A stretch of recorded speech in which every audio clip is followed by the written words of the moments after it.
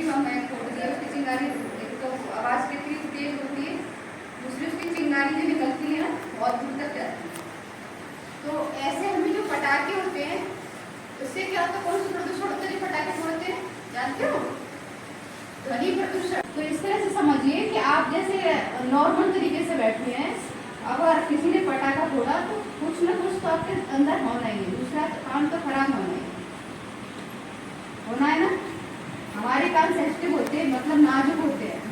अगर जोर से चीख दिया, छोटा बच्चा है, चीख दिया तो रोएगा ना, रोएगा ना। तो कोई बच्चा ले बैठे आपने किसी बच्चे पर चीख दिया तो रोने लगेगा, वो समझेगा नहीं, बोलेगा नहीं, बोल नहीं पाएगा, पर रोने लगेगा।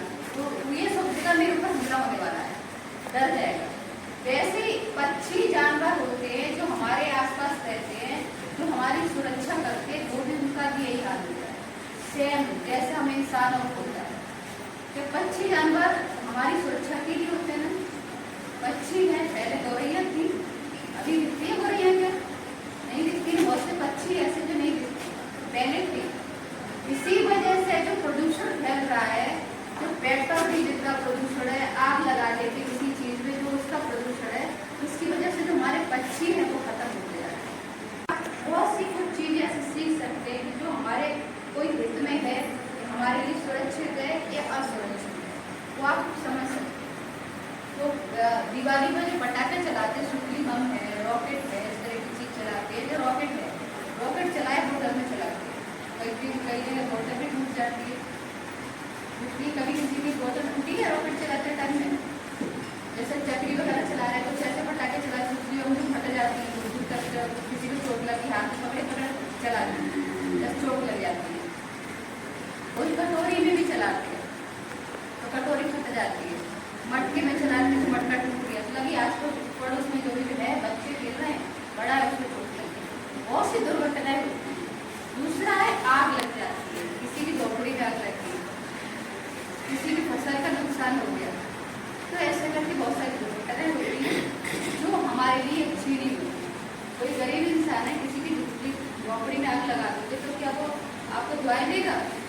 नहीं देगा ना। उसका तो इकलौता कारण उसकी झोपड़ी है, वो दूसरे नहीं बना सकता।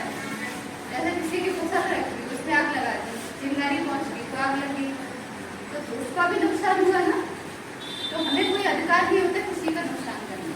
दूसरा, अगर हम कोई चीज जलाते हैं उससे क्या होता है, प्रदूषण, कार्बन डाइऑक्साइड की मात्रा बढ़ती है।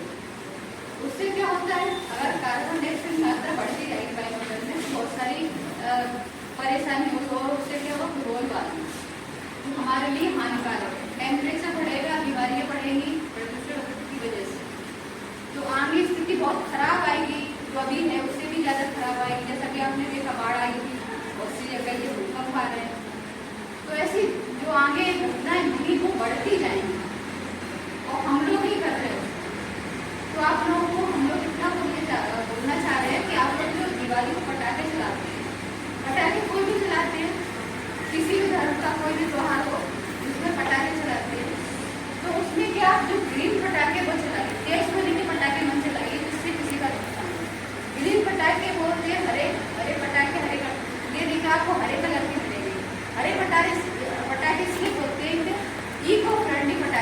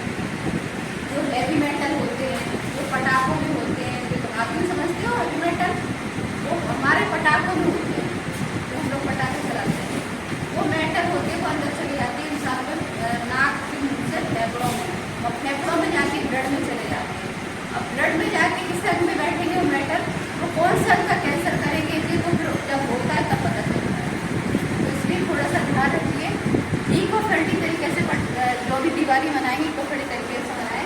और दिए का इस्तेमाल ज़्यादा करें, दिए, कैंडल का इस्तेमाल नहीं करें। कैंडल भी, उससे भी धुआं निकलता है, वो भी पेट्रोलियम होती है, तो कैंडल का इस्तेमाल नहीं करें, दिए का इस्तेमाल करें आप लोग। और त्योहार है तो हमारे